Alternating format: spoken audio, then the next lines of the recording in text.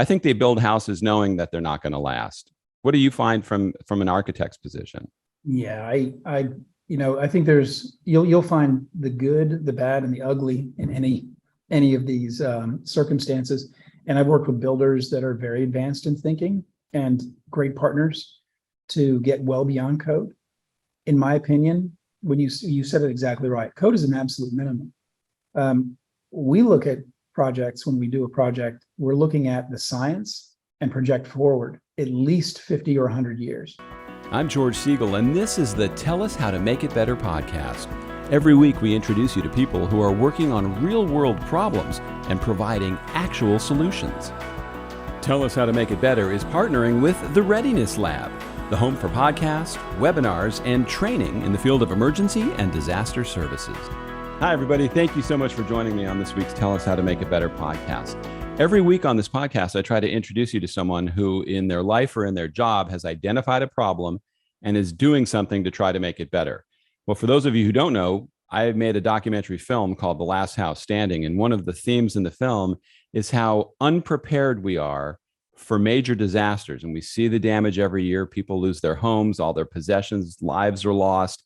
And it doesn't have to be that way. The technology exists to do it better. In today's podcast, you're going to meet a gentleman who is forward thinking in how he designs homes and buildings and communities. So we aren't cleaning up after disasters, but we're building in a way that can actually prevent the damage that occurs when they happen. My guest today is Illya Azaroff. He's an architect and expert in building resilient capacity and climate adaptation. He's a fellow of the American Institute of Architects and is the founder of Plus Lab Architects, focused on giving voice and viability to vulnerable communities around the world. Illya, thank you so much for coming on today. Thanks for having me today. It's great to be here. I'm glad to have you. Now, I like to start off by asking a couple questions that weren't on the list of questions that I sent you, just give people a chance to get to know you a little better. Tell us something about you that most people don't know, and you won't really care if this is the first place they heard it. Oh, wow. That's a good one. Wow. Yeah. How about, you know what? I really love to cook, and I'll go to great lengths to find extreme ingredients and spices. I just love it. I just love tying food and culture together. You don't mind all the preparation and then all the cleanup afterwards? The cleanup, that's why I have a family. They try to help me with the cleanup. And sometimes I really love the product. Wow. If you can get your kids to help clean up, then you're a miracle guest to have on here at all. So cooking, what's the best thing you've ever made? What's the most extreme dish you've ever made? Wow. Well, over the pandemic, my kids and I, we decided to just spin the globe and just randomly pick a country. And so one of the really cool things was we hit Vanuatu, and they make this really amazing dish called lap lap. And lap lap is basically they put all these amazing ingredients, mostly vegetarian, with coconut milk, and you wrap it in banana leaves, and then you cook it in the oven. You should be an earth oven, but when you pull this thing out, it's amazing. Just the presentation, it's just beautiful. But finding all of those ingredients, it was really cool. I can imagine it was challenging finding those ingredients where you live, but was the dish worth it? Was it great? Oh, it's delicious. It was great. We've made it since a couple of times, now that we know where to source everything. You see, I'd have to find a place that served that. I don't think I could do it, but it sounds amazing. Sounds like something I would love. Now, if you were told out that you had to go out today and just have fun, you didn't have to do any work, what would you do for fun? Surfing or scuba diving. Get to the beach. Nice. All right. So I've read about your background. I've heard about you from a mutual friend that we both have, Joel May, who just talks about how terrific you are. What is the problem or issue that you have been working on? And I think a lot of people are working on this. It's really the climate impacts to our communities and trying to build resilient capacity, connecting indigenous wisdom as well as with contemporary science. And that's really important to do. There's a lot of trying to build capacity through, climatically sensitive solutions that we got away from probably a century ago, right? So that's really what I'm working on, is trying to make communities safe in these strange climactic times. Now, when you use terms like resilient capacity and things like that. Dumb that down for people who don't really understand what that means. Sure. Well, in terms of resilient capacity, so your weakest link in anything is sort of the gap in how you can operate before, during, and after disaster. So how quickly can you bounce back, or how much you can resist shocks and stresses? Maybe it's high wind or waves or storms or power outages or extreme heat. And so just to think about, how do I make my family, my building, and my community have a little more strength, or build resilience, be resilient to those effects, so I can continue about my life and have have less effect on it. So that's kind of building resilient capacity. So we try to identify, well, what's the weakest thing, and how can we work together to make those weaknesses stronger, so you're even across the board. You can resist things all across the board. And one of the things we showed in my documentary film, The Last House Standing, was that Mother Nature always finds the weakest link when it blows through. And a great example of that was in Mexico Beach, the house that we featured that survived the hurricane, survived a Category 5 hurricane. There was one place on the roof where they had a little opening, a little plug socket. And that part of the roof was torn open by wind. And that's one of the only weaknesses they had on the house. Now, those guys went to great lengths to have a safe house, but most people don't. So when we talk about how this affects people's lives, it probably affects everybody's life who is in an area where a disaster could hit. Yeah, it does. It in the short term or immediate term, it's about your livelihood, the vitality, and the ability for communities to make progress in long-term change, right? But even if you're not in that immediate zone affected, we can see it today, high gas prices, or not being able to get things at the grocery store, those kind of things that maybe I'm living upstream or a little further away from the disaster zone, but everyone is affected. And then there's those long-term things that when you do have the disasters that hit, we often then take action. And the really difficult thing is to really look at how this is going to affect people's lives, like your children and grandchildren in the future. And that's the harder conversation to have. So yeah, those storms, they have an effect, and then we say, let's quickly put everything back together. Maybe my business is out for 9 months or even more. So it affects everybody, even if you're not directly affected. And we try to really get people to talk about that long term and blue sky action. And you give a great example, the weakest link in the one house, the last house standing. What about all the rest of the houses? They're still rebuilding. There was a great article recently that said that the rebuilding efforts in Florida are just getting to a place where the community is starting to feel like a community again. We've got to avoid those things. Yeah, it's a long time to get back to normal. And it sounds like a lot of what you're doing involves proactive thinking. And we really are a reactive society. We have emergency managers that can put people in motion to clean up after a disaster and help save people and do all these things. But all the work really needs to be done on the front side, so there's less work done on the backside. How do we get to that point? Yeah, that is some of the biggest challenges that we have. And it's really hard to unpack all of that at once, but how do we get to it? Well, look, I mentioned before about connecting indigenous wisdom and maybe in contemporary science. And that includes local vernacular. What I mean by what a place looks like today, because it's been built that way over maybe 100 years or 200 years, and you have these beautiful little cottages and whatnot. So one of the big hurdles to get to that long term is that there's some misconceptions that resilience has to look different, and it really doesn't. In the house that you mentioned in your film, for example, it doesn't really necessarily look different. In fact, we have to create things that are recognizable, cost effective, and really attainable for folks. And once you decode or demystify building resilient capacity, then people can take real action. The other thing about blue sky thinking is, well, I don't need it today. And there's this sort of misconception about the 1 in 100 chance storm. And we see that all the time. Well, there was a storm last year, so I don't have to worry in my lifetime. I'm going to leave that for the next person because the science is telling us it's 1 in 100. And that's not the truth. It's the actuary science. 1 in 100 chance storm could happen multiple times in the same year. It's highly unlikely, but it can. And over the course of a 30-year mortgage, there's a 26% chance you're going to get hit by a storm based on actuarial science. So we have to start to demystify those things so people say, wait, in blue skies, I do have to take action because over the course of my mortgage, there's 1 in 4 chance I'm going to get hit.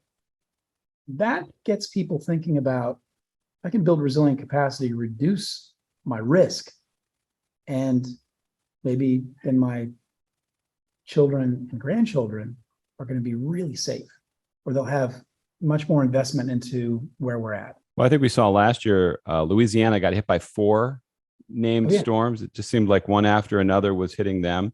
And I think that people, first of all, a lot of people that get wiped out didn't have mortgages, so they didn't really have insurance either. When we covered the wildfires in California, there were people that took insurance off of older items because it was paid for, or because the house had been in their family for generations, and they figured, well, we don't need it. That's really where you need it the most. And because the cost of rebuilding that house that years ago might have been $50,000 might be $3 million today. And these people, they might never recover.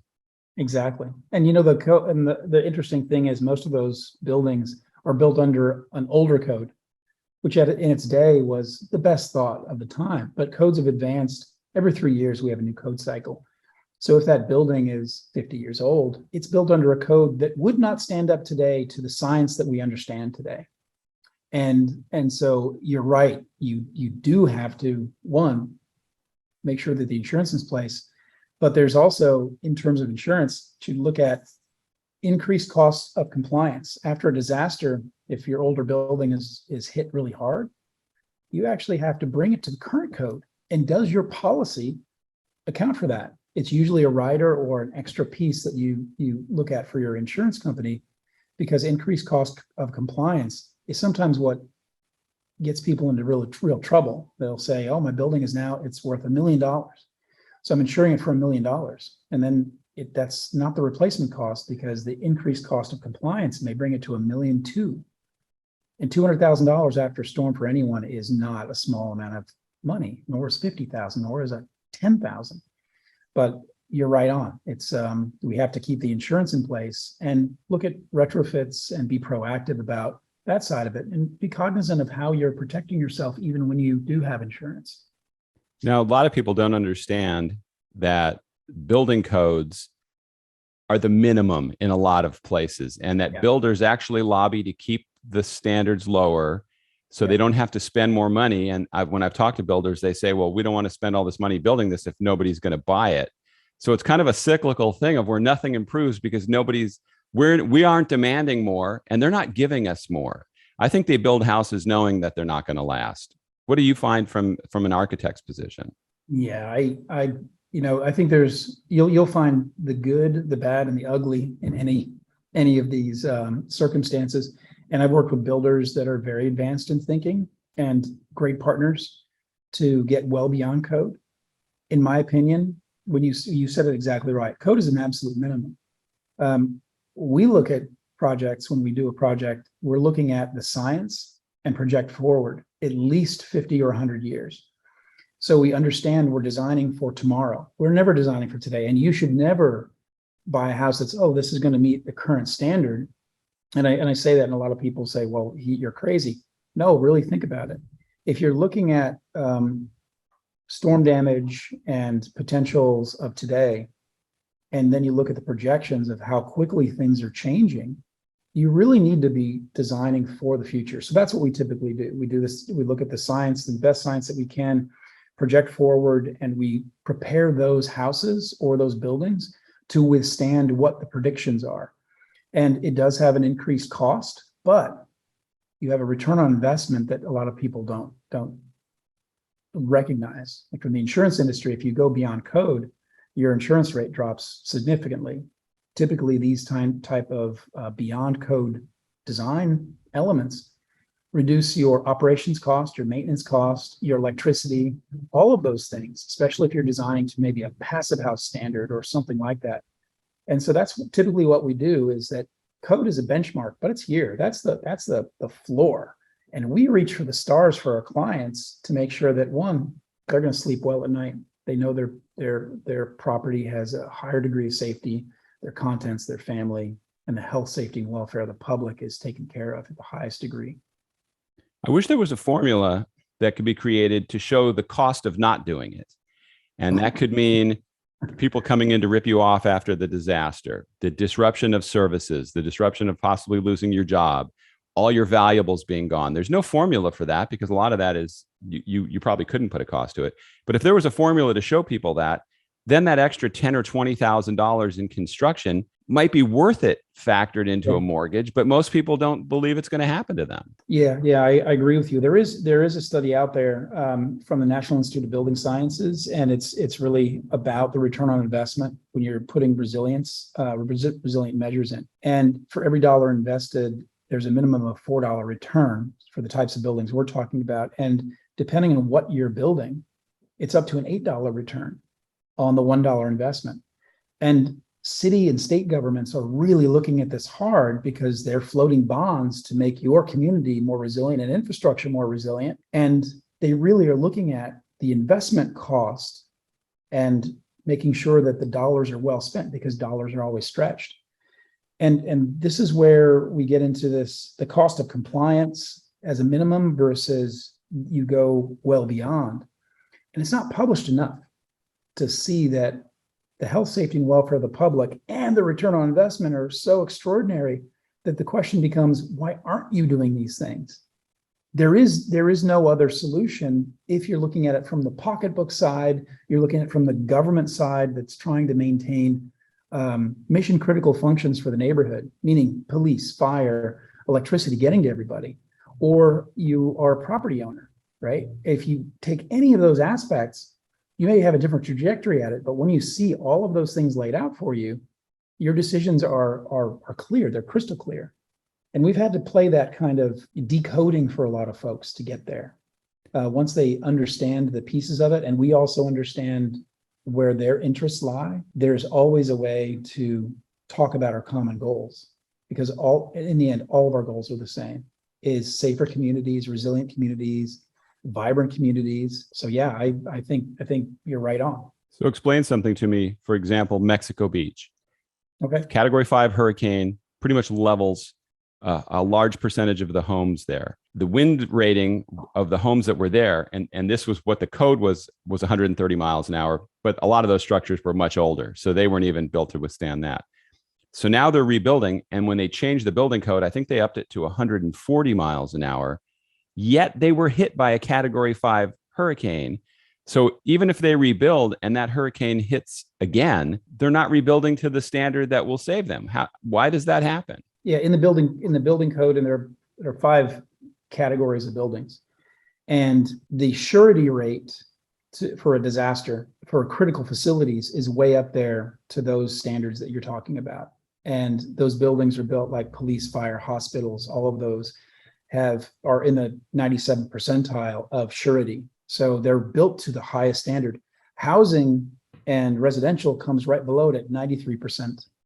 Surety rate. So they're adopting a code with a better wind, which is great. Now, in the engineering for the ASCE 7 and 21 for wind and water, as those get updated, you will have buildings that will survive even the 150 plus peak gusts if they're built to the 140 standard.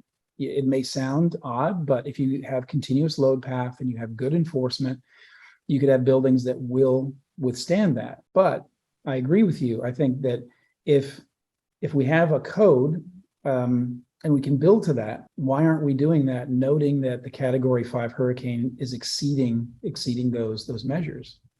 And a lot of it goes back to critical facilities will survive, right? Housing is just a step below that and will likely survive. But then the other buildings beyond that, whether it's outbuildings or storage and things like that, are not to that capacity. So what it comes down to is life safety is such that most emergency management tells you to egress when a storm is coming. And for hurricanes, you have many days, at least 2 days, when the cone of uncertainty starts to narrow down and you are going to get hit. The state emergency management or the governor is saying, you got to go, and you've got to go. That's the way it goes. But it's also nice to see the other side of it. Here's the other side of it is you just illuminated something great. If you're a homeowner or someone who's getting a house built or retrofitted, and you know that the new state building code says 140 miles an hour, you know that you can build to 150. You can see what the cost is. You can see what the insurance savings is if you go to a higher compliance, and then make a judgment there. Because again, they've elevated the floor to a minimum standard. There's a higher minimum standard, but back to our earlier conversation, you can go higher. That's what we've done we did a house similar to the one for Mexico Beach here in New York City under the Build It Back program. And we convinced the federal government and the city, we'll take the money that you're going to give normally, and we want to work with our client and go ahead and do a new house, a hurricane strong, all hazard house, using the same funding, plus a little bit more from the owner, if she agrees to pay, to replace the house that will withstand high category winds, category 5 hurricanes. It has a tornado safe room capability, to all of those pieces to it, to demonstrate to the federal government and the city and the state, we can do it better as architects, engineers, builders. We can use the money more effectively. And we did that. And we ended up changing a lot of the policies for New York State and the federal policy, and working with just finished working with HUD on rewriting the minimum standards by which you rebuild after disaster. Those should be released here shortly. But yeah, and I know that's a long-winded answer, but it's really critical what you're talking about, because you don't have to go for the minimum. And those maps are really based on the category of and type of building that you have, noting that those higher wind speeds are definitely going to be for the critical facilities, and going to the 140 is still going to save a lot more lives and property. Sure, but I would think everybody in Florida would want to build to the South Florida standard, which is 170. It just seems like it makes more sense. Yet here where I live in Tampa, if you walk across the street from where I live, they put up a lot of houses right on the water, and some of them are all block. I would say half of them are doing wood on the second floor. And I called one of the builders and I said, why are you doing that? Why are you not just building block houses there? And he said, well, the person building it, the homeowner, didn't want to spend the money, and they liked the architectural plan that didn't allow for having block on the second floor. So they have all those bump outs and design features that you have to use wood. Aren't we missing an opportunity there? Because Tampa is a bullseye for a major hurricane. Yeah, it depends on the design, right? So you can build Federal Alliance of Safe Homes down in Florida, down where you're at, has great guides about building hurricane structures in the residential area and in residential construction, and continuous load path, and how you seal the building and how you build every component and aspect of it. If they work in concert as a family, you have a very strong building that can withstand these high storms and direct hits. Now, back to your example. So with the block, and if I'm understanding correctly, that you've got sort of the envelope, at least the 4 walls are block, and then you have some outcroppings and maybe some bump outs and things that are all frame construction. Or an entire second floor. I mean, you do see some of the bump outs. I'm talking an entire second floor of wood in some of these instances. Yeah. So there, I do think you're missing. You can mix and match. You can have continuous load path, but in that case, I would really encourage that homeowner is to really think about total enclosure and your continuous load path. So bringing up either ICF, insulated concrete formwork, to the roof itself, and then the roof being tied stringently down to the rest of the building is great. Some of the outcroppings and some of the windows and things like that still are going to be your weakest link, but those also can be hurricane rated, as you know, especially since you're located in Florida. Miami-Dade and that code, that adopted additional code, leads the country. And so you're not far off from being able to say, let's just take a look down, just down south a little bit further, and they have it going the right direction. So I do think that in that case, from what it sounds, I would have to see the whole plans, but what you're describing is there is a missed opportunity there. The flying debris, unless the building is over 33 feet. So this is I'm geeking out on science. So flying debris below 33 feet, along with high wind speed and the wind pressure is the most vulnerable. Those are your vulnerabilities. When you go over 33 feet high, the impact of debris gets much, much less. So in fact, when you're designing higher buildings, like designing a 6-story building, the lower 3 stories have a different construction methodology than the upper 3 stories in that case, because of you're only really going at wind pressure and speed and less about impact. And so your windows change, some of the other things change, even though it's all continuous load path. So there are some things there that you could get at, but it sounds like a 2-story building that you're still well below the 33 feet. Yeah, these aren't tract homes either. I mean, these aren't, this isn't a KB cookie cutter house. These are houses that people are probably spending $5 to $10 million on. Yeah. So when you see them saving money for a design that ends up not looking that much better, it just makes me scratch my head and go crazy. I don't get it. I'm with you there. Especially if you have that kind of a budget, there is no reason that you don't exceed code and look at, if you're coming in from property value, it's already been shown that a building that has higher ratings towards resilience, wind, water, all of those things, has a higher value on the marketplace. So there's no reason that you don't do it, even in that aspect, let alone the insurance reduction and all the other things. Now, a lot of times in disaster, it's the people that have the least seems to lose the most, because people that have less expensive homes, maybe they're not built well. Yet Habitat for Humanity has a lot of homes that survive disasters because of the attention to detail they put in, and those aren't expensive homes. So how do we make this more equitable so people that can't afford to lose anything stop losing everything? Yeah, that's really great. And Habitat for Humanity is a great way to look at it. And I said this before. There's a couple of things that we all have the same goal, building resilience and having health, safety, and welfare of the public in mind. And from our standpoint, making it recognizable so it doesn't look different, making it attainable and cost effective. Those are the three elements. So when you think about that, we really need to decode for people that resilience is an X factor. It's out of my reach. That it is really almost like a right for everyone to be able to sleep comfortably in your house, safe and secure, and without these thoughts of, oh my gosh, what's going to happen when the weather turns bad, right? So that's one piece of it. The other thing that I think is really necessary is that the equity piece.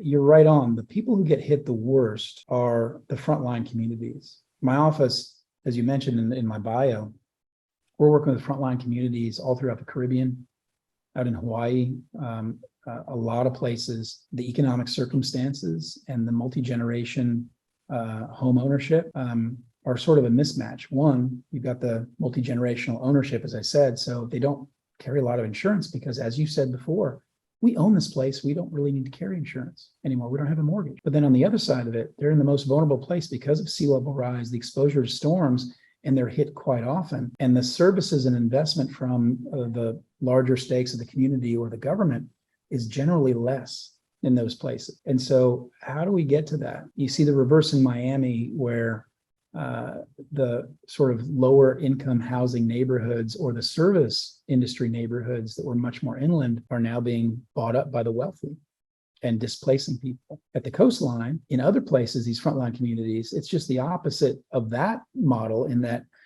insurance rates are going up and a lot of the property values are dropping. There's a great study by First Street that really looked at property values under blue skies with a recognition that risk is rising. So one, governments, cities, and investors are really understanding, wow, those are risky properties. I don't really want to invest there.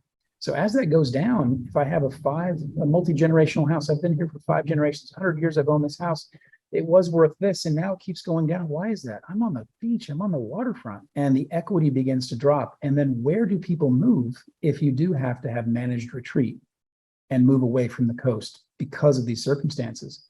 There are no places to move because of affordability of housing and the stress of not enough housing in the United States.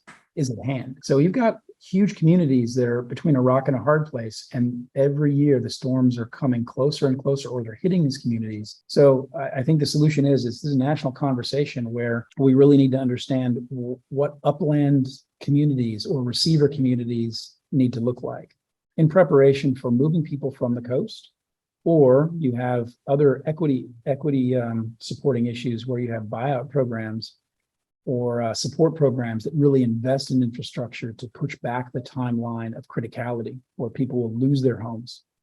We need to invest in one way or the other. Either we're going to fight or flight. If we're going to fight, then we need to invest in these communities that are at the front line. If it's flight, then we need to invest in the communities that are just behind the front line to receive those folks and make them neighbors. After a disaster, should the government be able to step in and say, you can't rebuild there? If we have areas that we know are just prone to getting wiped out, who's responsible for saying, okay, that's it. We can't keep doing this? Yeah, the government should step in and do that. And usually it's a state or a municipality, their planning department, their floodplain managers. They should be creating policy that says you can't rebuild here. And we've said many of the reasons here on your program, and there are many, many more. It's about life safety. A lot of people don't want to hear that, hey, you can't live there anymore because of all of these circumstances. And I hear that a lot. But how much is one life worth? Health, safety, and welfare of a community comes before anything, in my mind, as an architect. That's our oath. So when we have to have this conversation where we zone differently. The uses at the waterfront are different. Maybe you can work at the waterfront, but you can't live at the waterfront.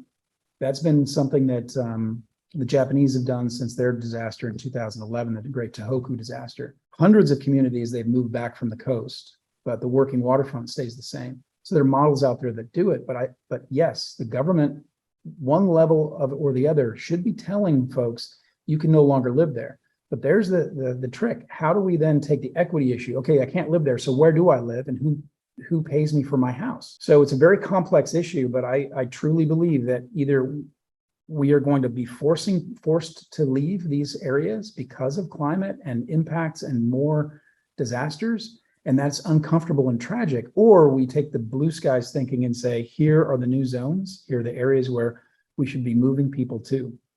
And that, for some people, they're not going to like that, hearing that on your show, but that's the truth. People need to hear that. Well, I think most people live with that blue sky mentality. It's like you don't get in your car and go to the store thinking you're going to get in a car accident. You assume that you're going to be safe, yet the amount of money you put into your house is 100 times more, 1,000 times more than what you paid for that car. And I would tell you, most people probably know the safety features of their car more than they know the safety features of their house. That's true. That's really true. So what's the equivalent of a seatbelt for the car, right? And maybe it is storm shutters and better windows, those types of things. But yeah, you're right. That blue sky in Moore, Oklahoma, which we featured in our film, they raised the building code after 8 tornadoes had virtually wiped out areas of the town time and again. And what they did was they made them put in better garages. They made them do different bracketing on the roofs. Ultimately, a builder told us it was the equivalent, the improvement that they made with the new code was equivalent to granite countertops in the house. And he said, if there wasn't a code, most people still would not be doing it. So it seems like, I don't know what the wake-up call has to be.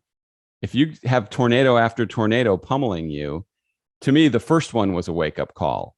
Yeah. Why are they not? I just don't know what it's going to take. So I'm curious, when you look at what your obstacles are, the greatest obstacles that you face, because you get it, the people you work with get it, how do we get us people out in the world to get it? Yeah. So there's a lot of obstacles. So I'll outline a few of them that we've run into. Some of them are structural in government. Some of them, there's a lack of code adoption, or in the case of code adoption, there's lack of enforcement or funding for proper enforcement during construction. Some of these hurdles, I don't call them obstacles, because really it's really hurdles. We can get over all these things. Some come from the community themselves. There's a kind of a feeling of helplessness to community members when the issue is such a large issue. The scale is too big, or the general lack of knowledge surrounding what the near future impacts may hold for my community. And sometimes there's just a general fear of what the future holds for the community and my kids, what the cost might be to get there. So those are some of those. Some of the enormity of the problem sometimes exists in the false narrative of time, as I mentioned before, the 1 in 100 storm. So those are some of the hurdles that we have. And then, of course, financing and funding, right, with whatever programs there are. Now, how do we get over those? I think there's a lot of ways to do that. And we've discussed some here, but we have to recognize the difference between Band-Aids and major surgery. And what I mean by that is that understanding the cost-effective nature to the benefit of investing in long-term measures is really important. So, for example, here after Hurricane Sandy, we elevated a lot of homes, but that's a Band-Aid. That doesn't elevate the roads. It doesn't get fire and police rescue to you during flooding. All the infrastructure, it's a Band-Aid. And when we elevated the homes were built under, say, a 1970s code or a 1980s code. We didn't reinforce the houses. We just elevated the home. When that next storm comes, it doesn't meet the higher wind speed. So it's a Band-Aid. So for major surgery, you really get back to this idea of under the blue skies thinking, if you don't feel the urgency, what would take you to get there? The major surgery might be the entire waterfront needs to be addressed. The entirety of systems that make a community great need to be addressed. These really large scale pieces. Sometimes it's levees. Sometimes it's new floodable park areas that are developed. Some of it is elevating roadways and trains and infrastructure to keep them out of flood zones, like major surgery. So I think there's a lot of elements on those both ends that could help us get to a place where we begin to solve these problems. The recognition of short-term goals, long-term goals, immediate Band-Aids versus long-term surgery, and then what you can do yourself as a homeowner versus what you have to wait for the government. I'm not a big government in our lives guy where I want them telling us what to do and stuff, but I would think if we could incentivize people, we found out in Moore, you could get a storm cellar for as low as $3,500 and you could get it at a low interest rate, but most people didn't have them. And to me, that's amazing because tornadoes are terrifying. And in other areas, you see, is there a way maybe to the government incentives or insurance company incentives to retrofit your house, to get an inspection to find out what your weakest link is, just to make sure everybody that should have flood insurance, which is everybody. Brock Long told us in the film, if it rains where your house is, it can flood. And people from Hurricane Harvey learned the hard way that they could have had flood insurance very affordably. Are we not getting the message out? We need to incentivize. Yeah, no, there are incentives out there, and that's right on. There are so many incentives out there. It's just a matter of communication and who you and how you get it to the folks that really need it. So IBHS is part of the insurance industry. They have a program called Fortified, and you probably heard about that from past guests. That's an incentive, huge incentive for building that protects you, but lowers your insurance like crazy. I mentioned before the Federal Alliance of Safe Homes, their Building to Resilience Housing Guide gives you all of these pieces of your house, and these small improvements that you make does if every one of them has a corollary for insurance. But the incentives that you're talking about that might come from city, state, or the federal side, some of those are just rolling out now. There's a lot of incentives in current federal funding for building new resilient housing across the United States. There's also a retrofit of existing housing to meet current energy and resilient standards. That's also out there on the table. A lot of money out there. We say money on the street. Well, the money on the street, but how do we get that information to the homeowner to say, he or she can say, oh my gosh, I had no idea. In Florida, there's all these really amazing incentives for solar, right? You can write in and you can actually get benefit of getting solar and getting incentives for solar. Same with rainwater capture in a lot of parts of the country. So just for a moment, if people think about a community-wide, if I get an incentive to put solar on, that means if there's a power outage, I still have power. That's resilience. If I'm harvesting rainwater and we're in a zone where there's a lot of rain and potential flooding, if all my neighbors do it, the capacity of the community to hold more water off of the street increases. So therefore, the entire community stays a little drier even during rain events. So all of those incentives, and they're out there. Almost in every state, you're going to find them. There's just a lack of communication. There's no clearinghouse that I know of that really gives you this ability to clear things out. The house I mentioned, Diane's house that I mentioned before, for example, we did all of the things we could, and her insurance dropped 83%. Her annual insurance, 83%. That's flood insurance, her wind, all of her insurance dropped. So those incentives are out there, and the return on investment is out there. So, and I don't know what the answer is in terms of communication. Should it be at the point of sale, right? There's a couple of things that you can see legislation in after Hurricane Harvey. Great example you brought up. In Houston and across Texas, now at the point of sale, your risk profile for flooding is included at the point of sale. So you know that this house has a tendency to flood or it doesn't. And that is part of legislation that's going through New York State, things like that. At that point of sale, what I would suggest is, where are the incentives to reduce your risk profile? That should be at the point of sale. If economy drives the country through property and through real estate, we're starting to get the message out what your risk is. Now, how do we get to the same property owner or purchaser or seller what my incentives are or available to me to improve the property? If we could do that at that point of sale, I tell you, we would have a huge change in this country. You just hit on it right there. And maybe I'm choosing the wrong people, but when I'm on LinkedIn or when I'm around people like you that are in the industry that about all this stuff, you guys are experts, you all speak the same language, but realtors don't tell their customers about that. Our realtor didn't tell any place I've ever been. They never told me anything about those risks. I've never had a builder tell me, oh, for $10,000 more, I can actually have your house survive. I always see them doing the minimum. And I think that's where it has to start. So my feeling is the homeowners have to demand more. We have to put our feet down and say, enough of this crap that you're building for us. The problem is, in a competitive market, if I start stomping my feet and doing that, they're just going to take the next guy and say, okay, go on your way there, buddy. We don't need you. Yeah, you're right. And George, maybe that's where it does have to start, is that the knowledge that I can have a better house and it's only going to cost me a little bit more. People should be stomping their feet. We don't have to live through these things the way that we're living through them now. And one way or the other, either people are going to stomp their feet, or the unfortunate thing is we're going to keep seeing what happens, that we're in a constant state of recovery. So think about all the storms last year, all those communities are in state of recovery. It's 10 years since Hurricane Sandy in New York. We have not finished recovering. Go back to Katrina. Have those neighborhoods finished recovering? No, we're in a constant state of recovery. So there's got to be a way that the common homeowner and every voter out there really understands, in your own community, the power lies with change, and the change that we bring to this, whether it's design professionals that can give you the information, or you as a homeowner that's knowledgeable or investor that's knowledgeable to say, wait, I need it better. And so whether the government mandates it or we demand it, one way or the other, we've got to get there. Because we're in a place where it's untenable where we're at. I think it's a lot like the medical profession. People always say the money's in the medicine, not in the cure.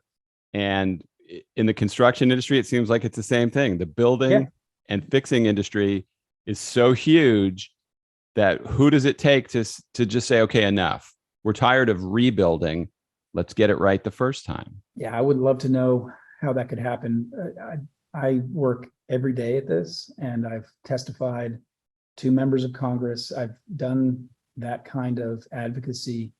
And in the end, what I found is, just like the house that you had in your film, and the house that we did for Diane, and the house that we're doing another house similar that's well beyond, that's in construction now. Those examples, these touchstones that people can see, touch, understand that they really work, those examples really are the best thing that move the meter for locals and for government, at least at the state and local level. And so I think that we do need more of these examples. And it's almost like doing the first model of a car, or a testing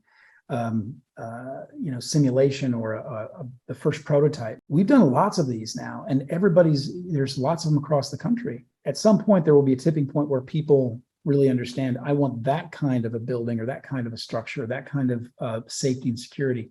It's going to happen. Unfortunately, it's not going to happen fast enough. It's not going to happen this season, next season, maybe the next season. Who knows? We got a lot more pain to come.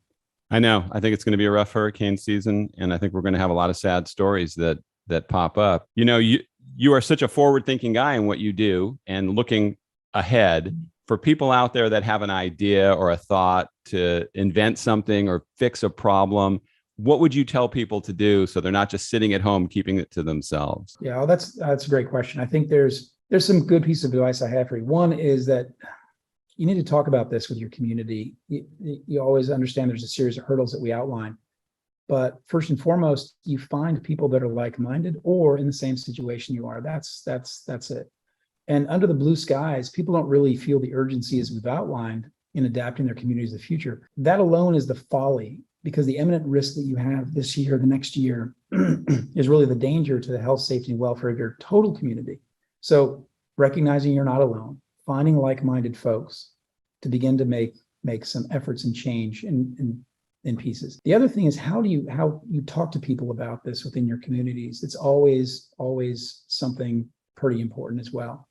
Approaching communication really involves all stakeholders. So sometimes you think about, oh, well, we're the homeowners association, but we don't really want to we don't need to talk to the business folks or the government folks or the emergency managers. No, communication with all stakeholders is important, from the government, from the business, the families, the community, all of those things, those organizations. After Hurricane Harvey, went to Houston to run some workshops. And should we be inviting big oil? I said, yes, you're inviting big oil because they're the largest employer. And when big oil joined us, they said, yeah, we want to make sure the city is safe, secure, and resilient. So the people who work for us and their families can always come to work and go home. And so everybody has a stake in this. So that's an example. Understanding the different approaches, and I mentioned this before, their interest in adaptation and resilience might come from a different trajectory. They come from an angle, maybe for business, it could be something about the continuity of business. So I want resilience so my business doesn't shut down, right? Some of it could be the insurance or financial risk. Some homeowners, it's life safety and maybe memory of place. I don't want to lose all these great things of my life and past. Governing bodies, it's about the infrastructure, sometimes the interoperation to deliver mission critical functions. So they're going to come at it from a different standpoint. And so there's another way of talking to those folks. But in each of these cases, you need to have flexibility to talk and to plan for adaptation collectively. And it's necessary because, and this is a really big thing that we got to understand, is ultimately everyone's goals are the same. A vital community is a resilient community, and a resilient community is an adaptive community.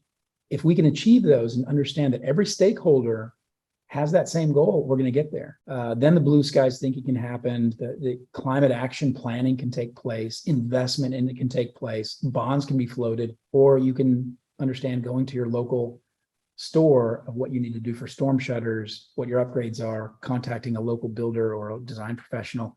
How do I get to these upgrades? And then you're ready for those future storms and disasters the best you can be. I think we need to clone you. That's the answer. We need a lot more people that think like you to get this done. How do people get in touch with you? How do they follow you on social media? What's the best way to reach out? If you want to reach out, you can find me. We're at pluslabglobal.com. That's the website. But you can find me on social media. You can follow me by on Twitter. I'm at @pluslab. On Facebook, it's all pluslab is one word. Or you can find me on LinkedIn just by my name, Illya Azaroff. So you can find me in any of those locations, and I'd be happy to respond to any questions or share experiences. We share as much of the materials that we make because you can't do this alone. Seriously. I'm one architect with a small office, and billions of people, millions across the US need this kind of work. And so we share with everybody. We give it away. You have to give away knowledge to get this done. Fantastic. Well, this will all be in the show notes. Illya, it was a challenge working into your schedule, but man, it was worth it because you are so knowledgeable, and I really appreciate your time today. Thanks, George. I appreciate the opportunity. It's really great to talk to you, and I hope together, you and me, we can make an impact. We'll keep trying. Thanks. I appreciate you joining me on today's Tell Us How to Make It Better podcast. Hopefully there's a lot of great information that you took away from it, and you use it to apply to where you live and how your home is built. Or if you're building a house or moving somewhere, put the information in on the front side, and let's avoid all the damage that keeps happening because we didn't do anything to prepare. In the show notes are ways that you can get a hold of Illya. I hope you take advantage of that. I also have a contact form there that you can reach out. And if you have any questions about today's episode or ideas for future guests, I would always love to hear from you. Thanks again for listening. See you next time.